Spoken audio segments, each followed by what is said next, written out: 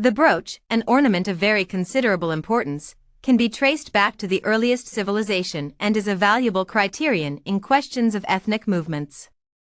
The story, however, of the growth of each of the different classes into which primitive brooches may be divided, the periods at which these ornaments made their appearance, and the deductions of ethnographical interest that may be drawn therefrom, must of necessity lie outside the scope of the present work.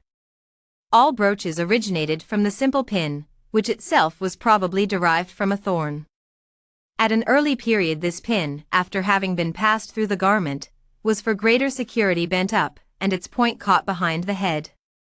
Later, in order that the point might be held more securely in the catch, the pin was given a complete turn, which produced the spring, as seen in the common form of our modern safety pin. Thus constructed, the brooch, though in one piece, may be said to consist of four parts: the acus or pin, the spring or hinge, the catch or locking apparatus, which forms the sheath of the pin, and the bow or back, the framework uniting the spring with the catch. From this primitive safety pin, which is the foundation form of all brooches with a catch, developed the numerous varieties and patterns of the brooch or fibula of succeeding ages. Amongst these is the Roman fibula, which instead of being made of one piece of metal, is of two pieces, the bow and the acus. This pin works on a hinge. From the brooch hinged in this manner originated the Roman provincial fibula of the T-shaped type common in early France and Britain, and later, the cruciform brooch of Anglo-Saxon times. The brooch with a hinge was exclusively used until the 19th century revival of the safety pin, which amazed people as though it were an entirely new invention. In addition to the above brooches or fibulal developments of the safety pin type, there are three other large groups of brooches: the circular disc type, the penannular or Celtic brooch, and the ring brooch. The first of these, the type generally worn at the present day, may be described as a flat disc fitted with a hinged pin. In cemeteries belonging to the early Iron Age in southern Europe, circular plates have been found fitted with a pin.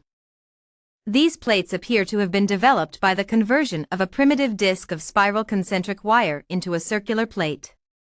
From the brooch of this type sprang the circular brooches of the Roman period, often made of iron or bronze inlaid with enamel, glass, coral, or bone, as well as the splendid circular brooches of Anglo-Saxon times and all other disc-shaped brooches. In all early periods and even in Roman times, the bow or safety pin type of brooch was more common than the disc and also more practical, as it offered room for the gathered folds of the garment. In modern times, the disc-shaped brooch fitted with a hinge or sometimes with a spring pin has been principally used. The two remaining groups of brooches, the Celtic brooch and the ring brooch, are both developments of the simple pin in combination with a ring, in the former case, penannular, and in the latter, annular.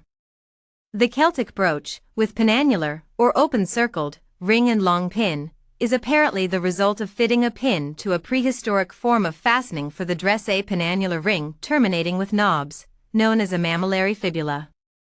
The ring brooch, with complete ring and pin of the same length as the diameter of the ring, which was popular in medieval times, is the outcome of fitting a complete ring of wire to a pin to prevent the head of the pin from slipping through the material.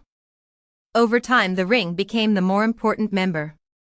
It is improbable that the Celtic brooch originated in the same way, from the union of a long pin with a small ring. Nor is it likely that these two forms of brooches were evolved, the one out of the other, by the shortening or lengthening of the pins. As a matter of fact, the two appear to have arisen independently side by side.